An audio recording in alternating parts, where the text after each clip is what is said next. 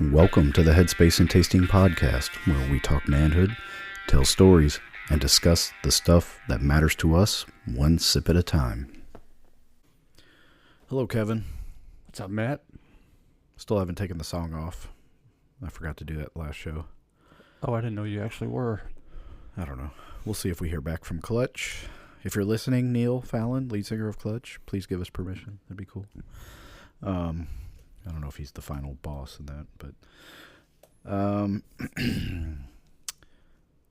today is August 20th. It's a Thursday evening. The Cardinals won today, so that's nice. They did. I heard it was a pretty sloppy win. It was crazy, dude. I watched the highlights when I got home, and you could tell it looked like the two worst teams in baseball playing each other. Trying to outdo each other for who's worse. A win's a win, right? Yep. Still get a W. Second place is the first loser. We'll see. We need Arizona and San Diego to start losing a bunch of games. Then we could get a wild card spot, and we'll see what happens. After that. That's not unheard of. I mean, that's how we won the World Series one year. That's right. Yeah, I think we went from last place to World Series champions 2011, I believe. So what's new, man? I don't know. Yeah. You know, I'm just working. Yeah. Doing stuff around the house. Yeah, somebody at church Sunday. How's it going, man? What you been up to? I was like, man, just plugging away. Yeah. That's it. Fighting the commies of my HOA. The disguised DSA party is my HOA party. Yeah. Yeah, that's great, man. My HOA, I think we pay $60 a year, and all they do, the only thing they care about is cut the grass around the neighborhood signs, and they'll put like some decorations up for 4th of July or Christmas or whatever. Mm-hmm. That's it. They don't bother us. We cut that tree down earlier this spring, and I've had the pile of sawdust and wood chips out there ever since. Never heard a word about it. So that's nice. Mm-hmm. I enjoy that. I hate spending the $60 just to maintain. I'm like, just get rid of the signs. I don't care if anybody knows what the name of this neighborhood is. I'm paying $400 a year for nothing but landscaping. For pain in the butt, pain in the neck. That's what you're paying for. People to harass you about the length of your shrubs, the height of your shrubs. Yeah, I don't even know what they're complaining about. Hilarious. Freaking boomers. And I guess they put date timestamps on my trash can, because I got a letter in the mail once that said you're not allowed to have your trash can outside for more than 24 hours. So somebody was sitting there tracking it, huh? Yeah. I mean, are they putting date timestamps on my stuff? Coming back and looking? When did the HOAs become a thing? Has they always been HOAs? Or I don't seem to remember.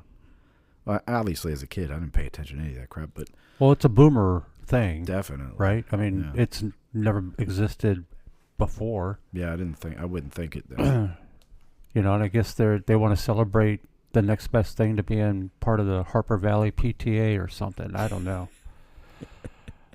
Most of the time I think of HOA people as people who failed in real life in politics or something, and they can't get any election or power, and they figure, well, I'll just run for the HOA. Yeah, they lost the high school president or vice president, and then they were like, I'll get my revenge one day.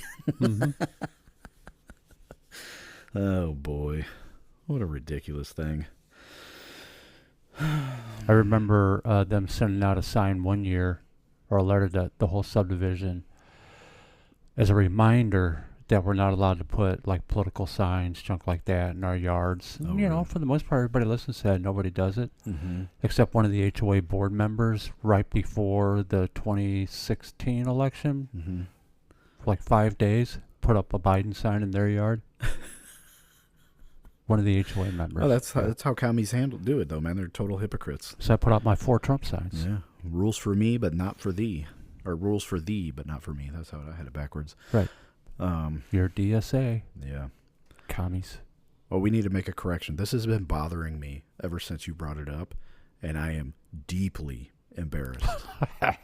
I Drill Sergeant Matt. I am deeply embarrassed by this, but on the pop-up range, for rifle marksmanship, when you're qualifying with your rifle, the first target is at 50 meters, not 25. The zero range, where you zero your weapon before you go to the qualification range, is set at 25 meters. So the first target is a 50-meter target. Watch your lane. That's so I apologize for that. I wonder if they still say it that way. Oh, I'm sure they do. Because, we're 9 years apart. So when I was in, it was still the same. Yep. It used to set it the same way that we set it Mm-hmm. on the range. I just wonder. Yep. Ready on the left, ready on the right, Yep. ready on the center. Shooters, watch your lane. I said, we said firers. Firers. Yeah. It might be different every installation. They probably do a little bit different. I worked on Fort Knox and Fort Benning and Fort Jackson. Fort Benning is the extra. Like, when you go in the front gate there, they salute you. Welcome to Fort Benning, home of the infantry. Follow me. And you have to hear it like 5 times a day. You're like, dude, settle down, man. Why do you keep going in and out of the gate? Well, you come in the morning, you go out for lunch, come back after lunch. Sometimes you got to run to pick up monsters for the homies while we're on the range. I gotcha. And you don't want to go to the PX. As a drill sergeant, going to the PX is super annoying because all the privates are there, and they're all yelling, "Eddies, make way!" and they're about break their necks jumping out of your way, and it's a whole thing. So I'd rather just go to 7-Eleven. You probably enjoyed it at least once. Oh, when I was a baby drill sergeant, yeah, I loved it. I walked in there like I was 10 foot wide, like swinging my elbows. Yeah. Get out of my way, private. Right. Yeah, but after about 6 months, you're like, all right, that's enough of this. Mm-hmm. So that's our correction. I'm sure there's many more that we probably should make, but I don't even know. I'm sure we screw up every single show in some way. Oh, well. Yeah. That's what makes it fun. It's Yeah. unscripted. We're not perfect, folks, but we appreciate any feedback to correct us. So, Kevin, you and I lately, well, let's start this. What did you bring for us to taste today? Well, I brought an old school favorite. This would be Blanton's, the original single barrel bourbon whiskey. It's the letter B. So it's the first one in the word for Blanton's because on the bottle top, for those who don't know, is a horse and rider, like at the Derby or something like that. Mm-hmm. And every release they go throughout the year will spell the word Blanton's, and they will label each horse as more into a full gallop. So it'll come out from a slow pace. So that one's just kind of picking up its front leg, He's getting just ready starting. to start. I Right. see. And you get towards the end and it'll be a full gallop. So it'll work its way up Interesting. for each letter. Believe it or not, people will trade the Blanton caps. Oh, to try to online. spell Blanton's? Yeah, I didn't think it was that hard to get, but apparently it is. People try to spell it all the time. Huh, okay. We'll trade letters. People will save it just for that, to do trades. Yeah.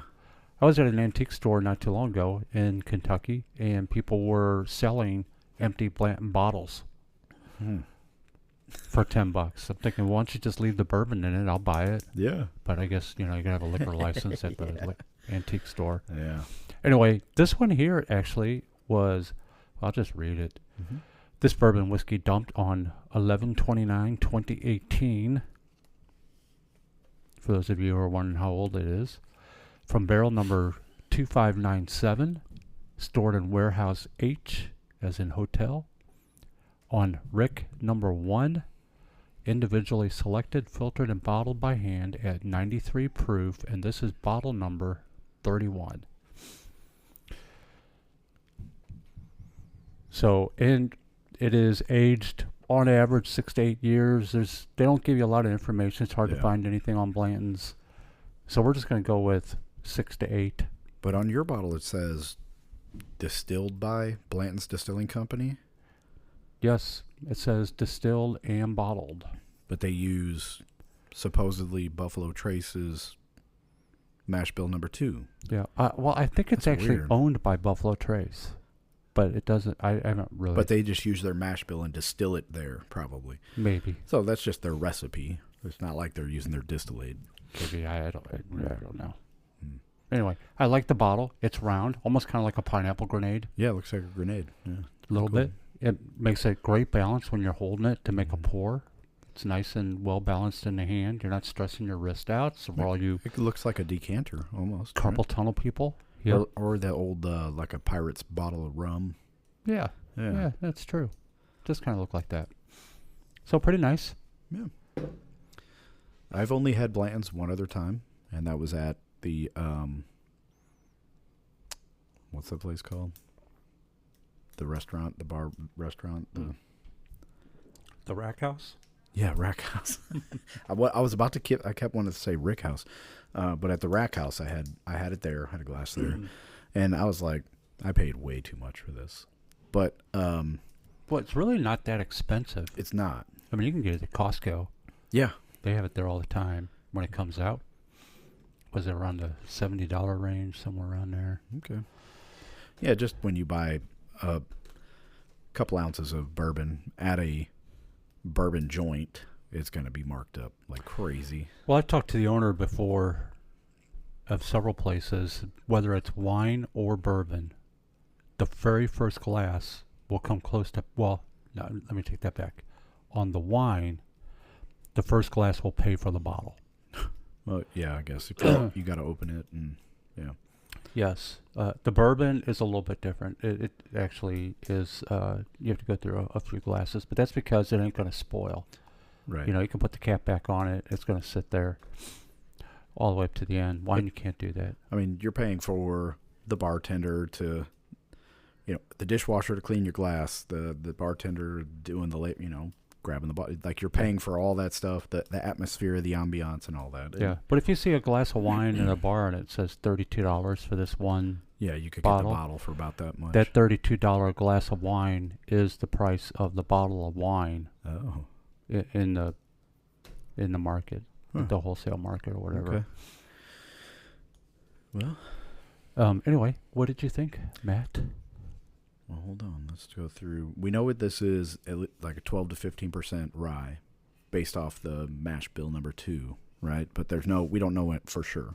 Yeah, it But could be by higher, but I don't think it is. Smelling and tasting it, it doesn't even seem like it's 12 to 15%. No, it almost seems like it's a wheated bourbon. Yeah. At least this one. Smelling it, I got caramel apple. It is mostly caramel, though. But a caramel apple.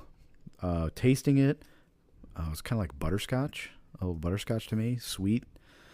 Not overly sweet, but the rye that's in this does not jump out at you. Unless you do the Kentucky Chew, swish it around your mouth pretty hard, then you can kind of feel the burn a little bit. But it's 93 proof, so it's not super hot. The finish was very smooth, almost non-existent. Like, I got just a little bit of oak at the end. Okay. Just a little bit. What about you? Well, on the nose for me, it was vanilla and caramel, like you mentioned. Also melted chocolate. Not just chocolate chips or a chocolate bar, but chocolate after it's melted. Oh yeah, I could or almost like a Hershey's chocolate sauce. Yeah. Yeah. Kinda. Which is kind of a fake chocolate smell, but it has a little alcohol thing to it. As far as the palate, I thought it was heat forward on the front of the tongue. Certainly some orange zest and baking spice. So I was getting some of the rye in it, but it just wasn't powerful enough because even the orange zest to me was more than the baking spice. And then on the finish, for me again, I thought it had a warm linger on the end. I thought it was also tangy, like a blend between tangy and sweet. Yeah, I could see that. And same with you, very light oakiness right at the end of it. Yeah, right Like at the very, like very after it settles in the mouth a little bit, end. after you swallow, it's like, oh, there's the oak. Yeah. Where is it? There it is. And you said these are about $70 a bottle? I guess, I don't know. Depending on where you go, because a lot of them, they're overpriced on purpose because it's Sure. the name, Blanton. So, if I went to Crown or somebody, Crown Royal or wherever that place is. It's Yeah. probably going to be running around $90 behind the counter or something weird. Yeah. Okay. And we had a very different flavor wheels. We sure did. Which we were for a while. We were getting kind of close. Now we're wildly different. I'm up in the balanced, and then down to Carmel. I'm more north south, and you're kind of east west. I sure on was. that thing. So you're getting smoke out of this. I didn't taste any smokiness. Oh no! My smokiness was all the way down at the bottom. Oh, what do you got? Body and It was wood? it was the body. It was the legs. It's got really good legs. Yeah. It's one of the better leg bourbons we've had in a while. Mm-hmm. So body and legs, balance. Yeah, the body I kind of went back and forth on. I was like, this is kind of a body because it's not too out of whack one way or the other. Right. It's like very balanced and And then I had the heartbeat between citrus, beep, and then down on the floral, and then beep on spicy. okay. So that was kind of my left-right sections of the wheel. Yeah, I didn't get any citrus, but well, I'm gonna fill in my stars. How many stars are you giving this? Oh, I don't know yet. I know already. I'm going to keep drinking it. Okay. And I'll let you know. Kevin, you and I have been talking this past week. Well, we talk about a lot of stuff, but the subject of retirement came up. On our last show, right at the very end. Yeah, right at the very end. And then ever since then, we've been kind of off and on bouncing things back off each other. And, I'm 47. I just turned 47 in June. You're just a little bit older than me. Not much, right? 56. I'll be 57 in 9 years. January. Yeah, 9 years older. And I didn't even think about the word retirement until Emma was born. Oh, I thought you were going to say until I mentioned it. No. No, so we're 2 years, right? So I'm 45 when I was like, I think I'd like to retire one day. That'd be nice. Mm-hmm. And then I immediately was gripped with fear. Like, I have done nothing towards, because I was like, I'm going to re-enlist and go back on active duty and stay until I retire. That didn't happen. Then I became in the fire department, fire service, and I was like, well, I'll just stay here until they kick me out, and then I'll have a pension. But then I did the math on what the pension would be, and I was like, this is not worth it. And so now, a couple years later, I'm looking at it like, I think I can make this happen one day. And we're not going to talk finances or anything on this show. Yeah, don't jump too fast. I wanted to, so when did that thought come into your mind about retirement? Actually, that thought came in recently. Even when I went through my cancer fight and stuff, all that 10 years ago, I never even thought about it. I just thought about continuing to move, continuing to work. Yeah. And then that woke me up to, hey, I'm not set up for the future. Started working towards that. And it really didn't happen until probably last year, 55. That's when I started to really start to think about it. And it was accidental because it would happen when Gail and I would go away together, for a full week in Charleston or something. And I would think about how relaxed I was, how I didn't have to have an alarm clock to wake up. How for me as a traditional employee for a company, not being bound by be here at 7 until 4 p.m. Yeah. That kind of thing. Do you set an alarm clock while you're on vacation? No. Okay. Unless it's something specific. Yeah. For instance, we don't fly typically. So if I'm going to drive, like going from here to Charleston or from here to Breckenridge, like I did a couple weeks ago, the alarm's set for the travel days because I'm hitting the road at 3:30 in the morning. Yeah, like when we would be on the beach on the East Coast, I'd like to one time just get up and watch the sunrise when it just gets over the ocean. It's really cool. Right. I want to see that. So I'll set an alarm to do that. But besides that, man, I'll get up when I get up. Exactly. And that's what happened with the last couple of vacations I've been on. It really opened my eyes to a lot of things to where I was really experiencing joy, like I mentioned last week on our show. Yep. Joy of just sitting, joy of looking around me, joy of having the opportunity to just read a book or to be in a conversation or not to have to walk fast. Mm-hmm. You know, I'm a fast walker by nature, so just to be able to slow down the pace and not say, well, I don't have time to do that. Well, yeah, I do. I got all the time in the world. Let's go do it. Yeah. Those kinds of things. Nice.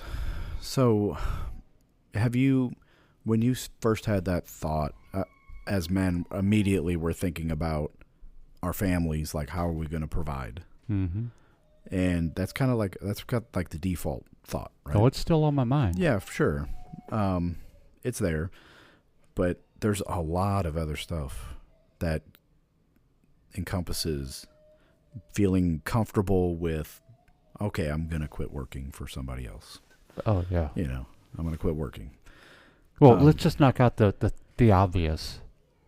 One is providing for the family. Mm-hmm. Number 2 is being able to pay your bills. Number 3 is handling any kind of medical issues. Right. After that, anything's wide open. Sure. But those are the 3 things everybody's focused on. Mm-hmm. What are you going to do? Yeah.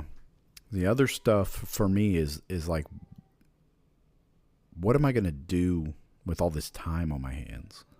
Like, I still want to do something productive.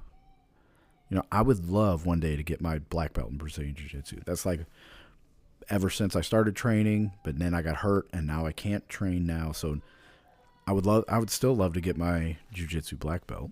So what do I need to be doing now so I can get back to training? So how detrimental is it towards your Muay Thai that you mentioned last week?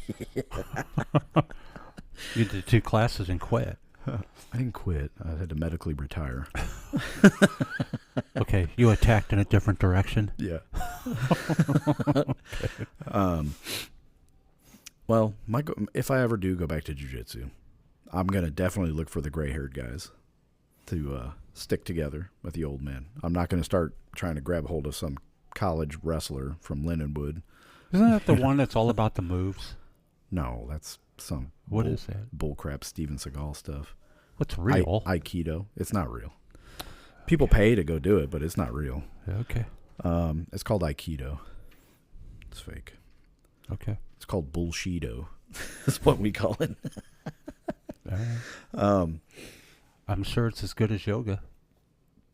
Probably not. Oh, as far as self-defense, probably. No, I mean as far as Exercise. I mean, dude, if you're moving and doing something keeping physical, your joints nice and relaxed. you're and going to hang out with some flexible. dudes that you like to hang out with, and you're doing the same thing. All power to you, man. Have fun. But yeah, so there's a lot of things. So I wrote a list. I sat down and wrote this list of it's 27 different things, and it's not done. Like I could still add to.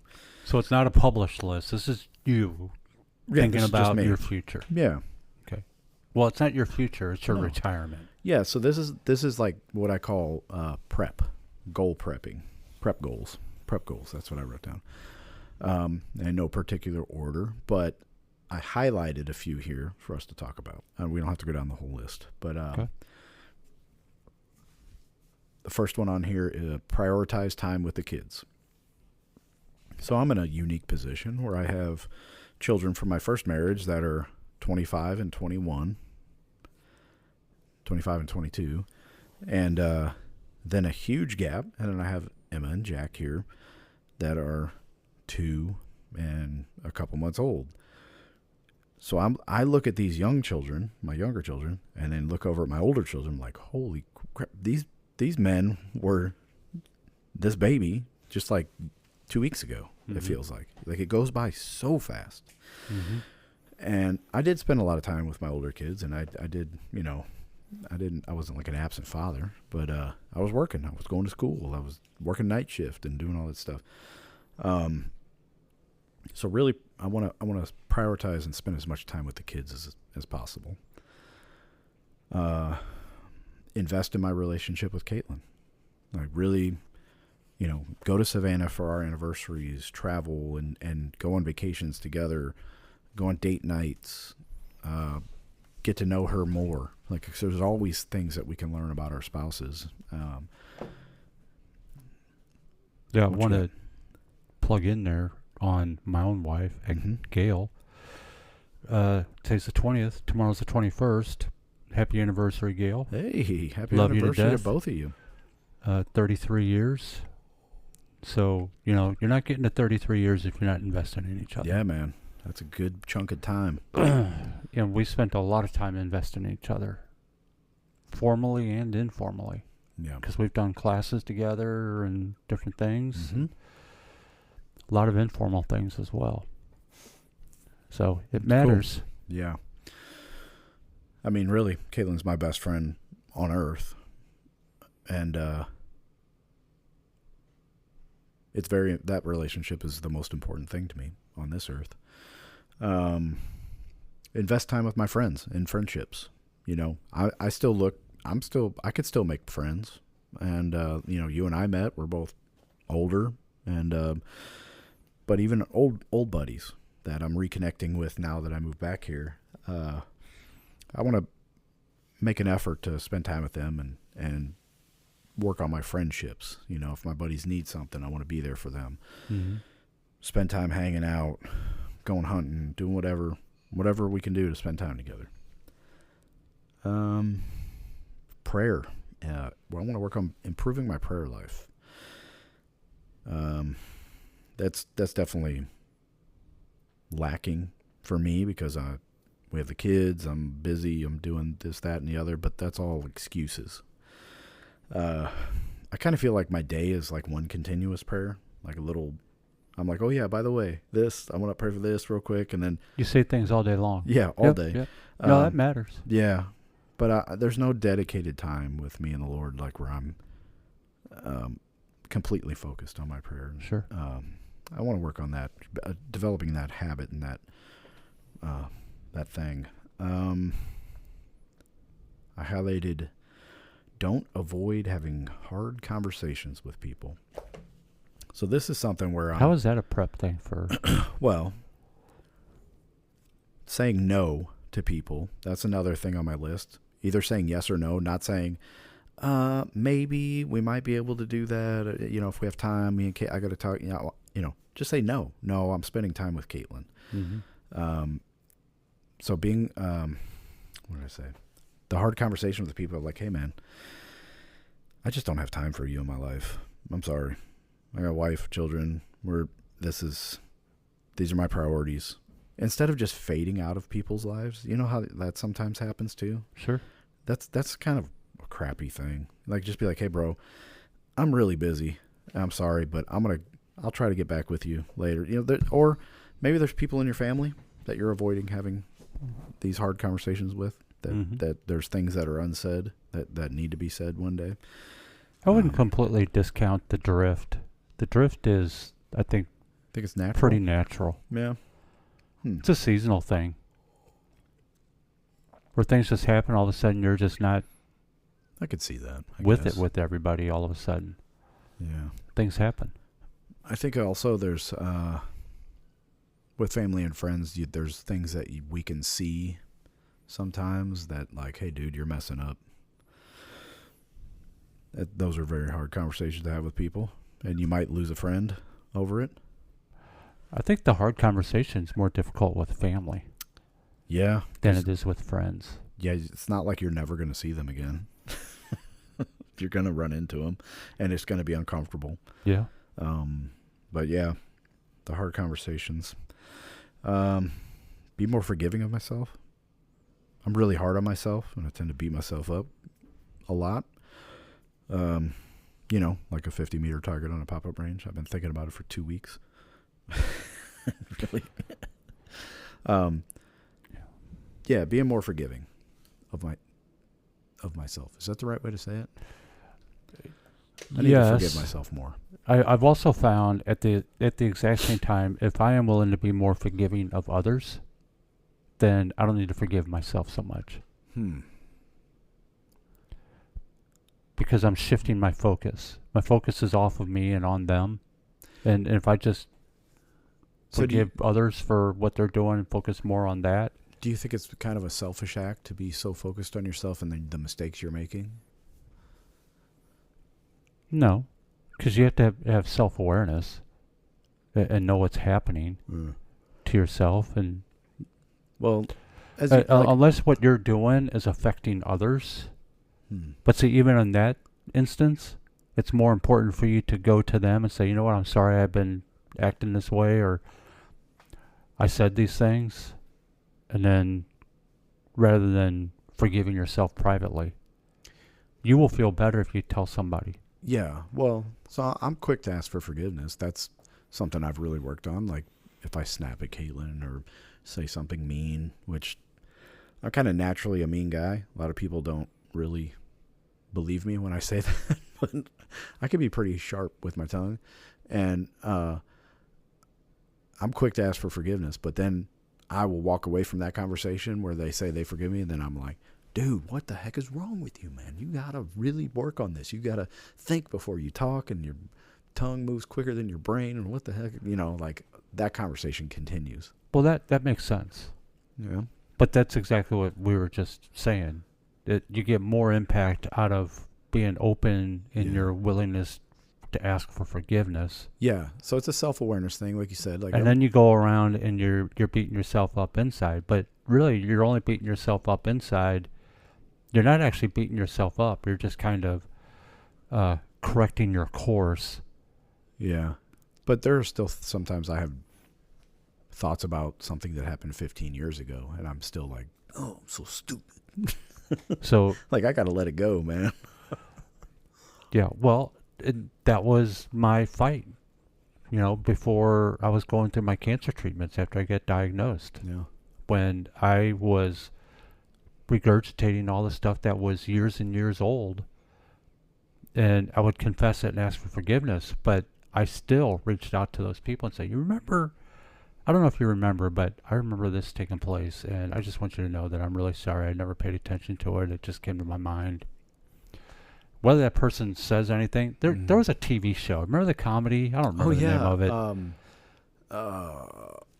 Ed or what was his name? Yeah, the guy went around and like doing good deeds for things to make, like for people that he had done wrong in the past. or he'd encounter them on purpose to go search them out just to ask for forgiveness or whatever. Show. That was pretty funny. It's kind of the same thing, really. Mm-hmm. Yeah. But, like if I miss a workout, I'm like, you're a fat, lazy turd. I do that all the time. Such a loser. God, I'm going to be fat forever. I'm never going to, and then that negative self-talk crap. I got to stop that. I got to just be like, hey, man, you missed today. Get after it tomorrow. Or this afternoon when you get home from work. Well, I also found that kind of talk, though, for me, kind of motivates me at the same time. Oh, really? Yeah. You freaking loser. Why'd you do this? Blah, blah, blah. And then I just get out there and I start doing it, and then I'm better. Man. It's kind of like that internal battle. It's a wave. If somebody else talked to me like that, we're fighting. Like, I'm going to throw punches. Nobody's going to be talking to me like that. Why would I allow myself to talk like that? Well, I get it. But I also, for me, I'm only talking about me here because I'm selfish. Uh-huh. But it's like a wave, because I'll be riding that wave, and then I'll have those moments where I'm screwing up or not doing something right. At the same time that's happening, I'm drifting mentally into a melancholy state. Yeah. So it's all reverberating and just constantly going, and it's like you're falling off that surfboard and you're churning around in the water. You're fighting and yourself, and you're fighting your environment, and at the same time you just feel bad about yourself. And then all of a sudden the water just kind of comes and you just kind of pop up on the top, and you're like, oh, okay, let me get back on my board. Yeah, ride the wave again. Yeah. And I would say, like, all these things I have listed out, these aren't make or break. Like, I'm a failure if I don't do these things. These are just things generally I would like to work towards, like strive towards it, And if I don't make it, I'm still better than where I started from because I tried. So Maybe it's not so much retirement prep goals for retirement, as it's just more prep goals for a better person. So maybe the bigger picture is the better person is where I want to be when I retire. Yeah. So this is kind of what it is. Like, I want to start preparing myself to be the guy when I quit working for this company and I become, because I'm not going to really retire. Mm-hmm. I'm going to change careers and be a full-time homeschool teacher. So I want to be as well-rounded and prepared as possible for my children so I can lead them and teach them and guide them and, do all the things that a father should be doing. I got to say to our listeners, one of the things that they're missing tonight with our show is the fact that you and I are really doing a lot of hand talking. Oh, yeah. Throwing my hands all over the place. We're all over the place with our hands tonight. Next on my list I've highlighted is read as many books as possible. So I want to read while my eyes are still good enough to read physical books. I'm not reading digital AI regurgitated stuff. Well, digital ruins your eyesight anyway. Yeah, I don't. Yeah. I'm starting school on Monday, and everything's an ebook and digital. And I was like, oh, man, I can't just get a physical book in my hand that I can highlight and write notes in. And so I'll be using the company printer quite a bit. I want to read. Note to self, he's just joking. Yeah, I am joking. Just kidding. Caitlin asked me to print out like 20 birthday invites. I was like, I can't do it. Babe. I'm sorry. Do you know our printer charges by the paper? Are you serious? That's the contract that's set up. That is ridiculous. and the prices are different whether it's black and white or color. Oh boy. Yeah, I know. What a racket. It's crazy. Oh man. And supposedly it's monitored, so they provide toner refills on purpose. Oh, so they like know. they're timed. But they've been wrong before. Because our copier, our big printer there has run out before and there's nothing there. Yeah, like where's our dang toner, man? We've been like 2 days without toner before, haven't we? Yeah. And we use it quite a bit. Right. Yeah, we can all day eat it. long we're printing.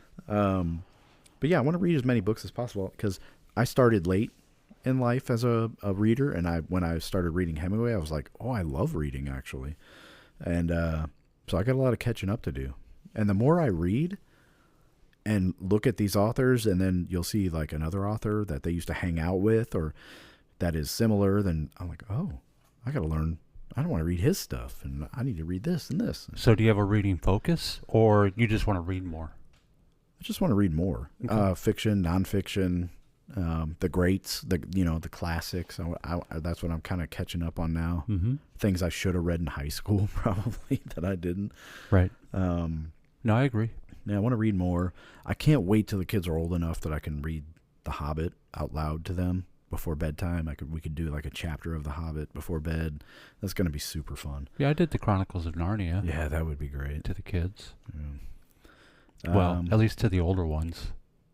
Oh, then you got like by the time Samantha came along, I was way done. I was like, yeah, here, go watch it on TV. Poor Samantha. Oh man, sorry. So I wrote down here: say yes more and say no more. So say yes to things that I would normally be like, I don't think so. Like I'm good. I've already done that, or I've already seen, whatever. I've been really surprised by saying yes to a lot of things in my life. So I just need to say yes more. But then also I need to say no more because there's a lot of things I should have said no to where I was like, yeah, I guess we can do this. And then I'm like, yeah, this is as bad as I thought it was going to be or worse. Yeah, sometimes the thoughts like the song Cats in the Cradle and the one line in the song where the son gets the new ball. Yeah. Come on, Dad, teach me how to throw. Not today, I'm busy. Yeah. Kind of deal. It's like, yep. Well, yeah, there's times when you got to say yes more. Yeah, for sure. And it doesn't affect the rest of your life. No. That's what you find out. Like you find out that, I'm kind of glad I did say yes. Yep, absolutely. You say that more than you say, I wish I didn't say yes. 100%. When it comes to those kinds of experiences. Yep.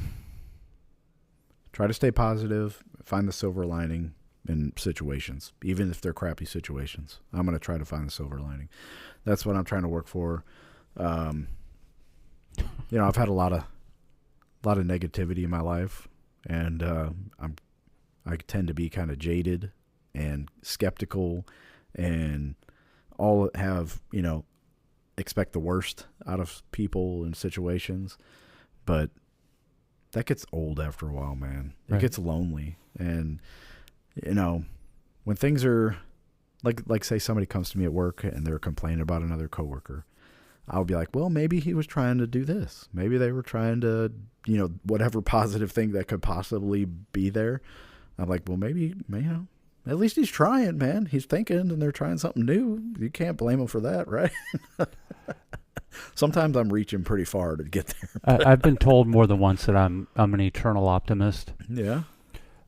And for a really good example is one where one of my drivers, a long time ago, pulled a load of scrap metal out of Sikeston, Missouri, all the way down by the boot heel, coming all the way up to St. Louis. It's a couple hundred miles. Mm-hmm. That thing came across our scale as 146,000 pounds. Oh, my Now, the legal goodness. weight limit on the road is 80. That's like almost double. Yeah. Never blew a tire, no nothing. My boss is raging at me, blah, blah, blah, and violating all the rules and all this. And I just looked at her and says, well, at least we got it here for nothing. And we really got our weight for the freight cost for real. on there. And she's going, yeah, I guess you're right. Yeah. It's better than it being 40,000 pounds or 35,000. Right. Or you rolled over a truck and scrap metal's all over the highway and killed 3 people. Yeah, but nobody's hurt, and we did recover all the metal. Yeah. Oh, man. Mm-hmm. Oh, something that came up our last show is fitness, when we're talking about training, our training protocols, or something that's important for guys and women is to lift weights and do resistance training. But at our age, our advanced age, we shouldn't be trying to break world records in the deadlift and squat. But you can lift weights for longevity and quality of life. Sure. You're still going to have muscle tone. And all that. And it helps with your bone density as well. Right. You don't want to have entropy? No. Mm-hmm. Is that what it is? Were you shrinking? Yeah. Yeah. You don't want that. No. I've seen that in too many people. Yeah, there's entropy and hytropy. Hytrophy. Something like that. Somebody will correct us. Have another Blantons. No, thank you. I haven't even finished this first one. It's really sweet, dude. It's really sweet. I don't know if I would... You smelling anything different? No. I'm not. I don't know. I've been too busy talking. But yeah, we need to do some sort of resistance training. We have to make time in our lives to do that because it's important. Saltines. Saltines, that's what you smell? Like right now. Biscuit, maybe? No, saltine crackers. Salty? I was going to say salted caramel before I said caramel. I was thinking more of like a salted caramel. But Now I'm actually thinking I'm smelling saltine crackers. Okay. Maybe it is a little grainy. I don't know. Kind of crazy. How about this? Does this bring up any memories in your mind? The flavors and the smells. Well, if I'm thinking of the crackers, I'm thinking about sitting out in the middle of the woods or something and whipping out MRE crackers. Yeah, but slapping some cheese on it. Okay. Cheddar. Yeah, I just think about butterscotches, like at my great aunt's house. She would always have hard candy out.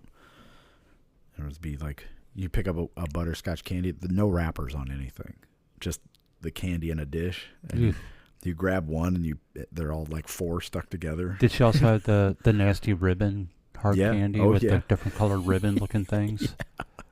And she'd be sitting right next to the candy bowl just chain smoking. Yeah. But she had plastic on her couch, though. Got to protect the couch, but on the chain smoke and let this kid eat these candies that have been sitting here for 6 months.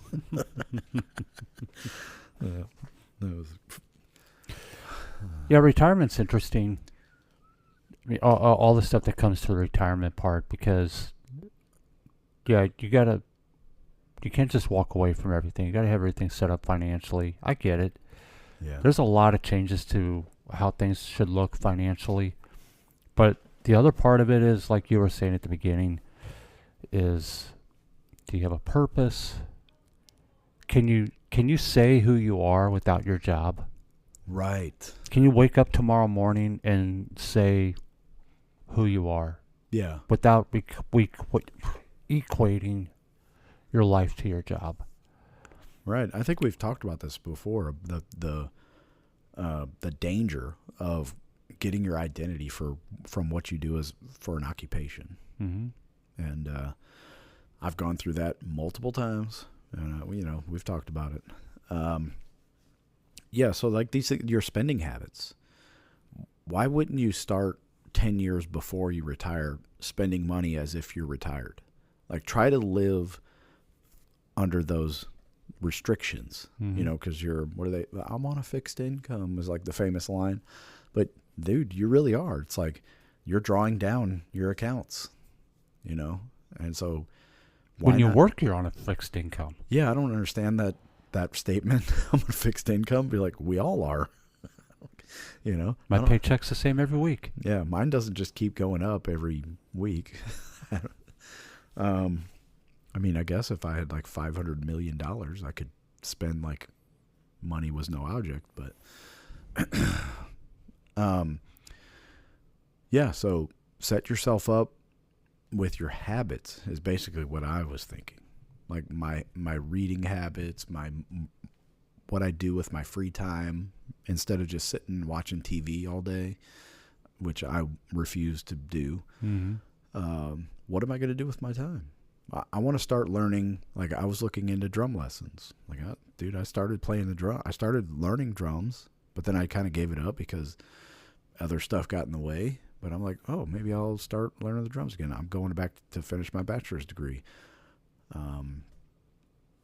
I'm still going to, one day, I'll call the dude and we'll start doing drum lessons. And maybe, hopefully, one day I could get back on the jiu-jitsu mats and just roll around like an old man, like, oh, hold on, don't bend me that way.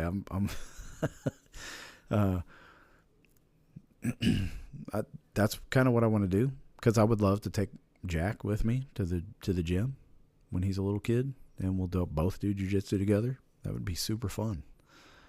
And I'll be able, like, dude, I'll be old enough to where I could retire. My son's still young. Mm-hmm. He's only 2 months old, and I'm 47. So let's see, what does that put us? When he graduates high school at 18, I'll be 62, I think. First year you could draw Social Security. There you go. If it's still around. And then he'll probably be like, screw you, Dad. Let me borrow the car keys. Yeah. It's been See you fun. later, Dad. Can I have them, please? That's it, man. You're going to make me cry thinking about that song, though. Dude. That song is brutal. Yeah. So, are there any other things besides finances, Kevin, that you've been working on as you've started thinking about one day I'm going to retire, and here's the age I think I can financially? Are you doing anything to prepare yourself besides just slowing down and enjoying your vacations? Like, what about your Monday through Friday? Do you find yourself daydreaming at work? Are you controlling your spending habits, or what's going on? Well, at least right now, when it comes, I'm not daydreaming at work. I don't have time to daydream at work. I ain't got time to bleed. No. But I know that if I wasn't working the typical Monday through Friday, I would have no worries.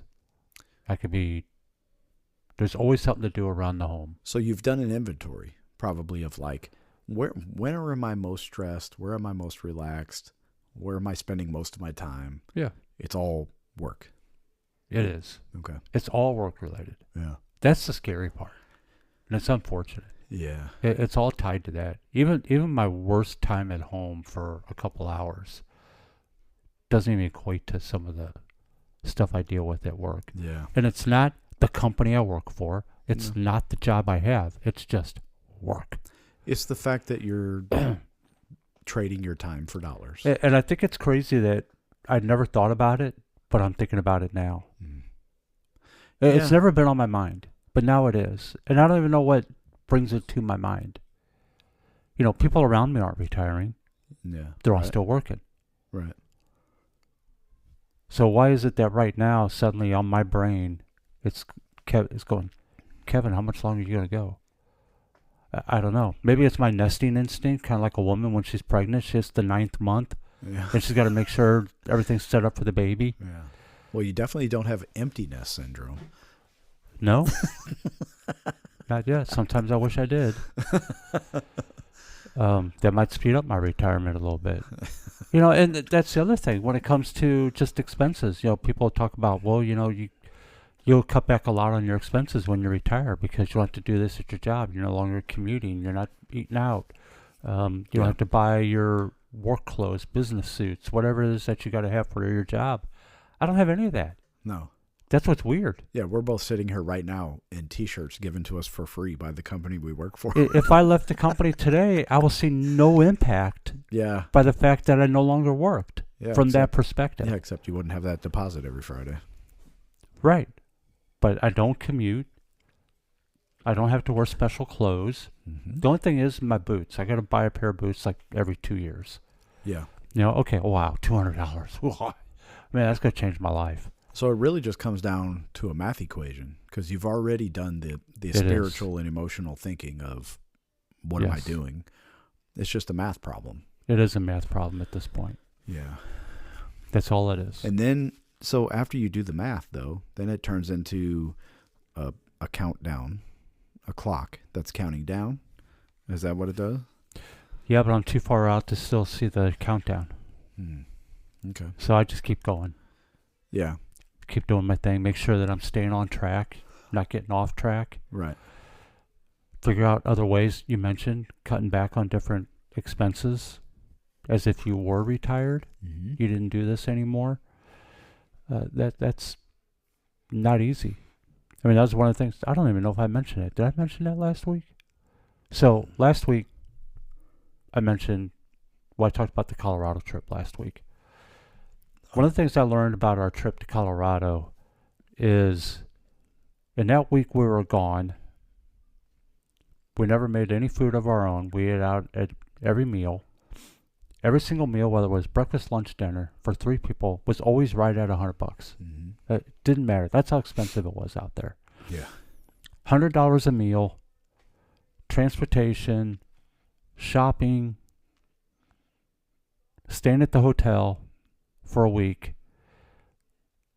I spent less in that week than I do at home in a normal week. Now, that was weird. That's weird.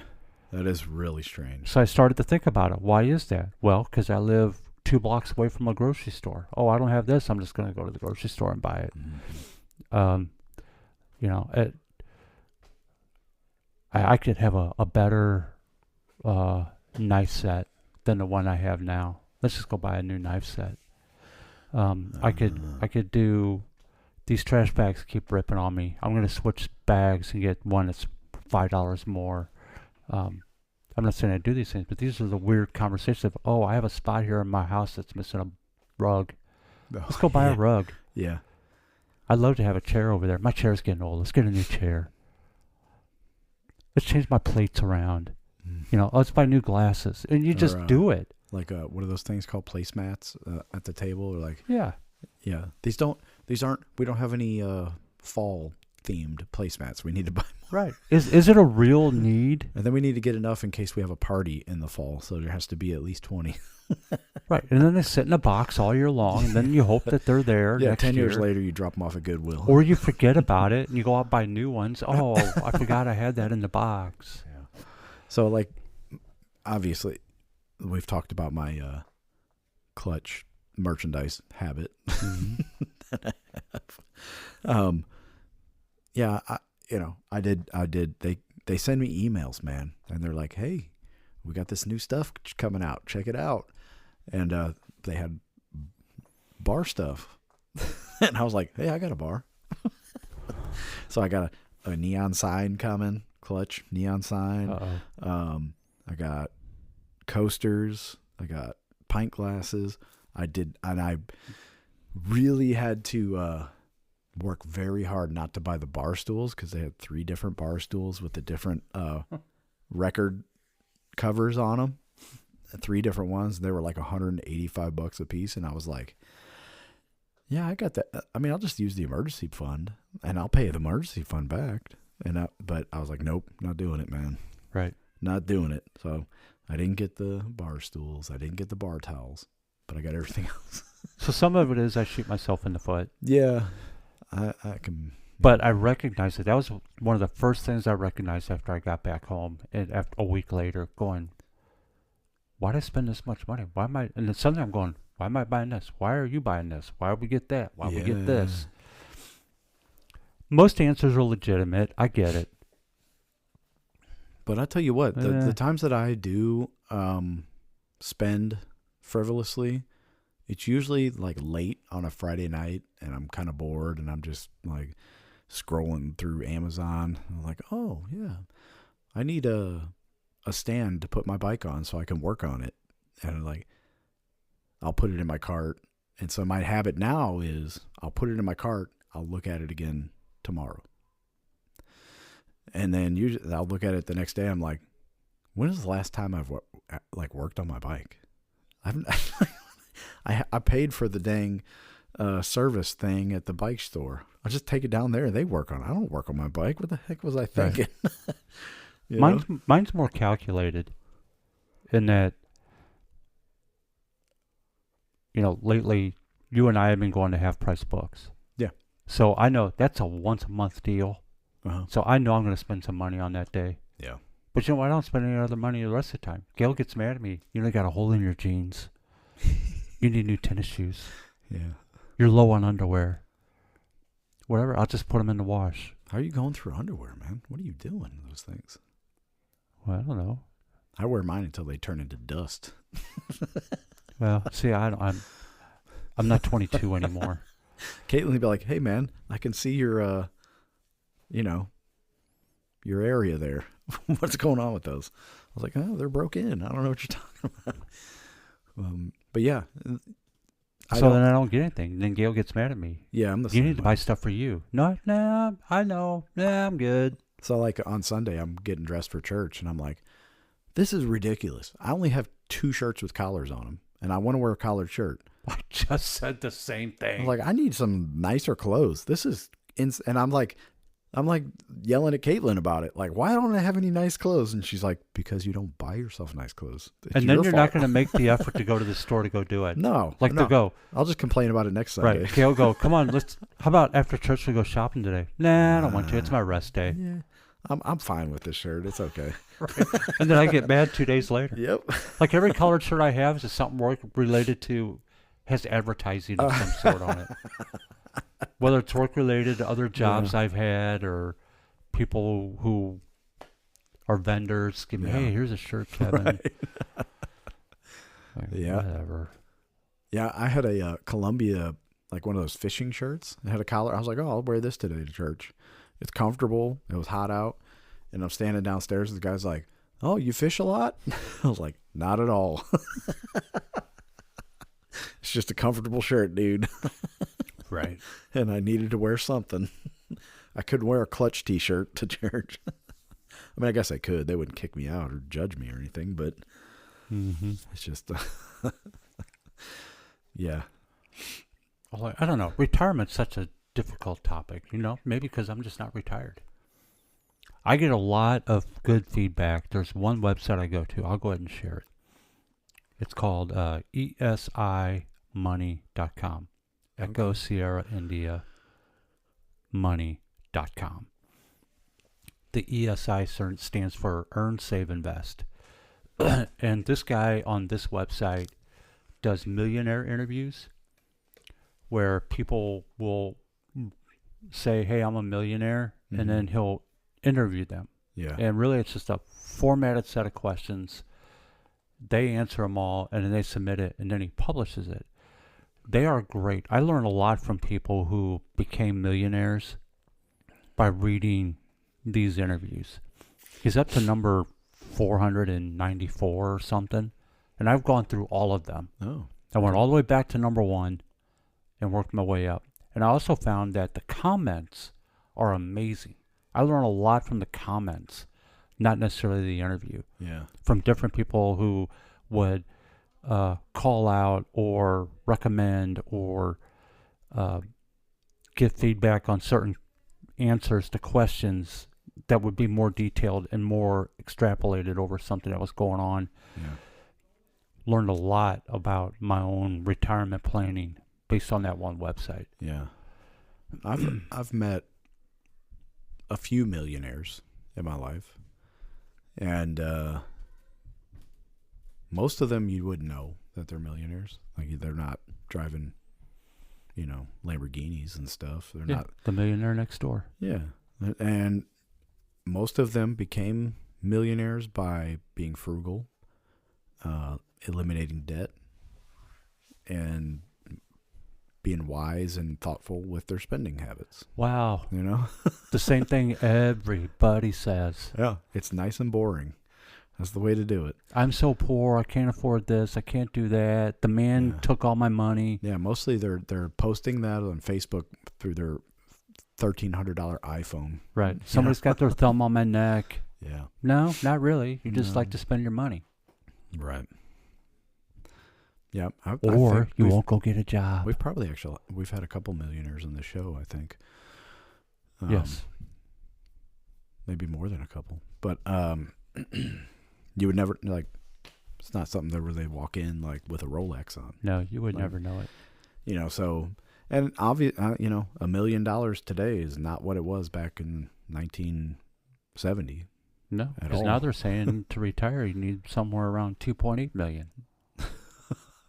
Okay, but that's the standard formula, standard? Right? Yeah. It's the standard formula. You need this with the 4% withdrawal, whatever. Average earning rate of 7%, compounded over time. Blah blah blah blah. Mm-hmm. There are so many different ways to do it now. And I mention my mom all the time because my mom doesn't have anything. She gets a small pension from work, and she has Social Security, and she is happy as a clam. Yep. Does whatever she wants. She doesn't lack nothing. Right. She has a car. She has a home. She has food. She has her hobbies. She goes out with her friends. She travels. She plays games. She does whatever. Mm-hmm. She has a dog. She watches Murder, She Wrote. Yeah, it's simple, man. I think, simplifying your life is probably the best way to prepare for retirement. And she's always present. Yeah, cool. So that's neat, man. So anyway, we would love to hear about your plans for retirement. If you're 20 or 60, whatever, and anywhere in between, that'd be fun.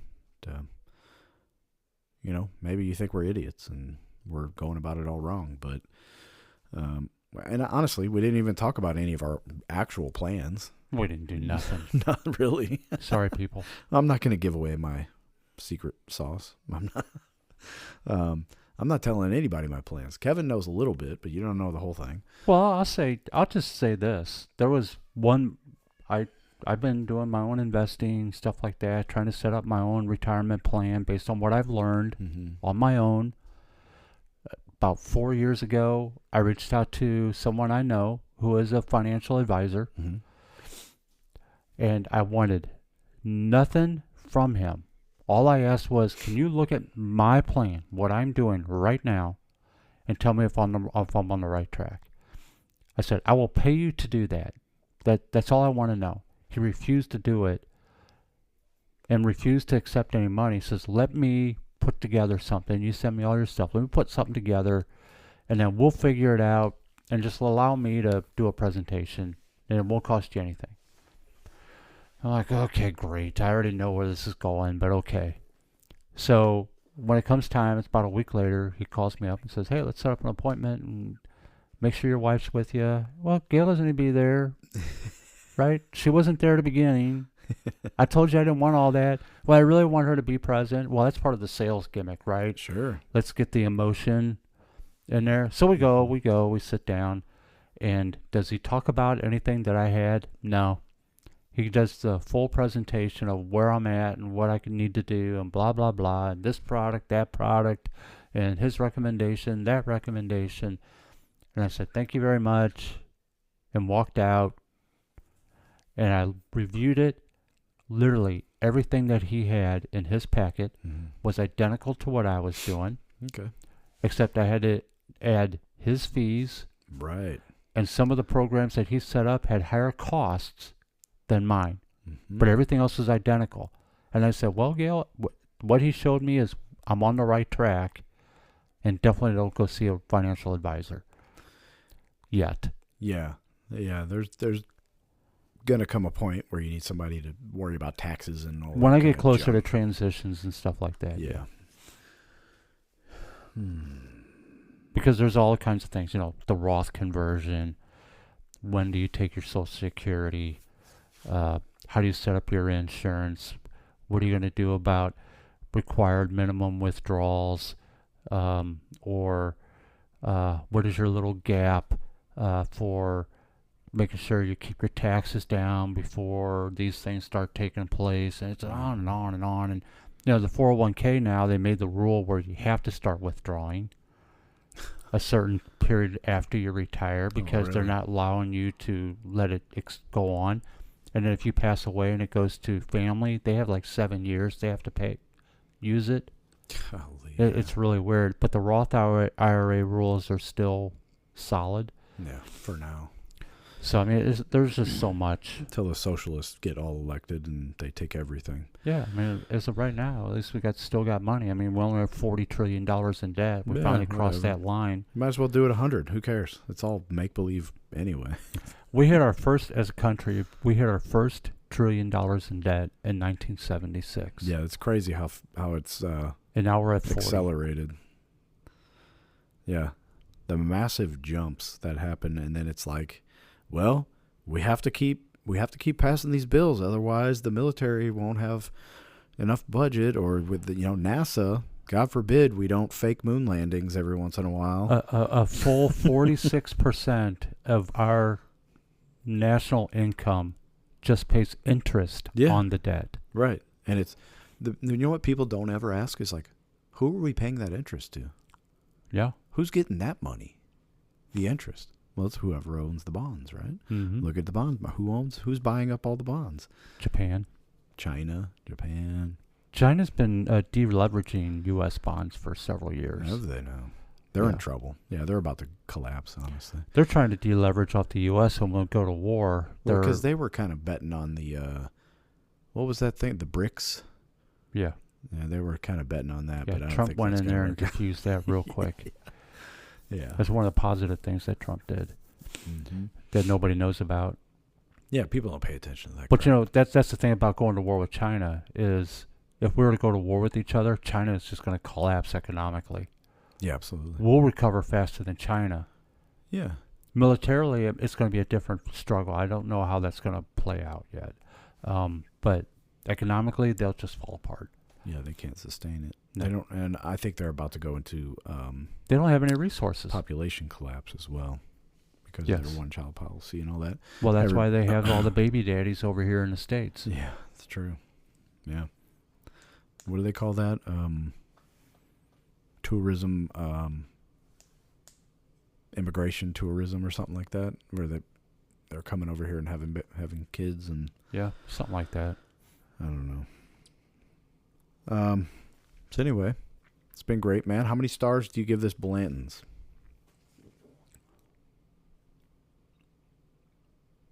Hmm.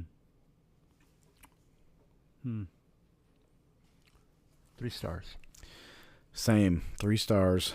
And I kind of struggled with that. It would probably be 2.5, but I was like, it's better than 2. I was struggling I'll on give the it other 3. end. Yeah, you were thinking 4 originally? No, I wasn't going that far, but I wasn't on the low end like you were. Yeah, this is not my favorite. That's kind of what I thought when I first tasted it. I was like, I don't see what the hype is, but I prefer the more heat, more spice. Those. This is really smooth. This is, like you said, it. If somebody told me it was a wheated bourbon, I'd be like, oh wow, okay, I get it.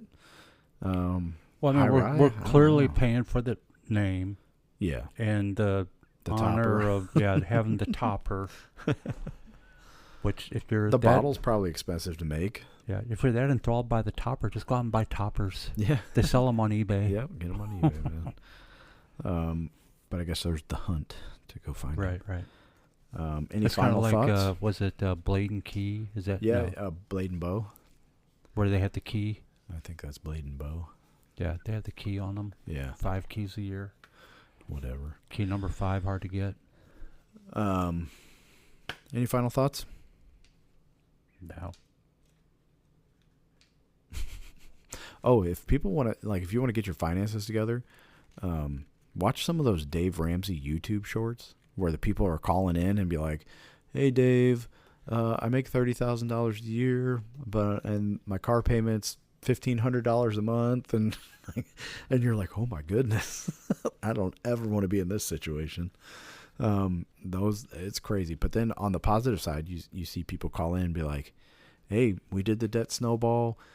We paid off X amount of dollars of debt. Now we're debt free, and I can retire in 2 years," and all that kind of stuff. It's like really inspiring, but it's also terrifying to see the other way it can go. Our church recently did Financial Peace University, Dave Ramsey's deal. And was it 24 couples? I think 24 couples went through it. Uh-huh. Between them, collectively, paid off $186,000 in debt. Ooh, that's awesome, man. Yeah, That was barely a year, not really a full year. man, that's awesome. I'm a fan of it. It's helped me get out of debt. We went through it.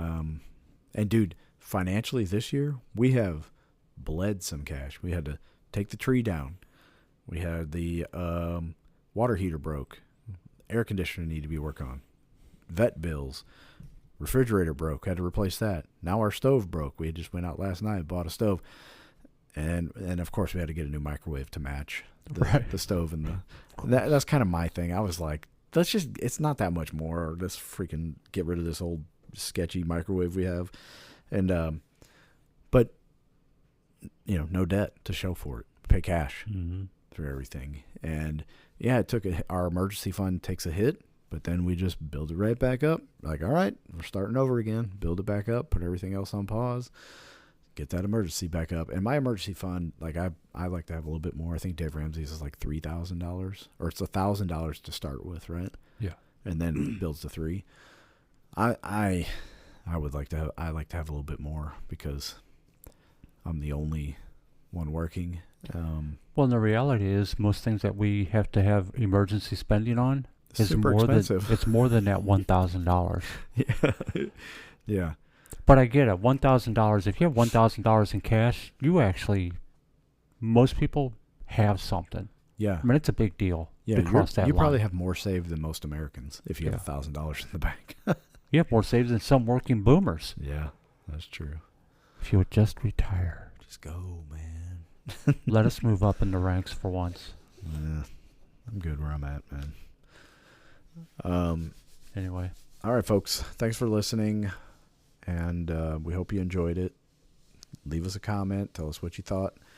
Like, share, subscribe, all that sort of stuff. If you want us to try a certain type of bourbon, we're getting up to... this is show... It's 91? 90 or 91. Yeah, we're getting up close to 100 different bourbons we've tasted. So if you got one you want us to squeeze 90. in... This is show 90. Did we talk about the infinity bottle that we're doing? You mentioned it once, I think. Yeah, so if you wanted to get in on that, get your bourbon in the infinity bottle, you can let us know. Because I think we're going to taste it on show 100, right? Mm-hmm.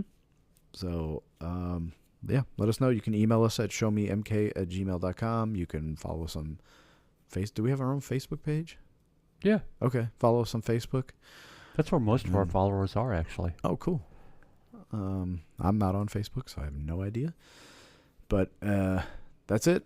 We'll see you guys later. Happy anniversary, Gail. Peace out. Yeah, happy anniversary to both of you, Kevin. You and Gail. Thank you. That's awesome.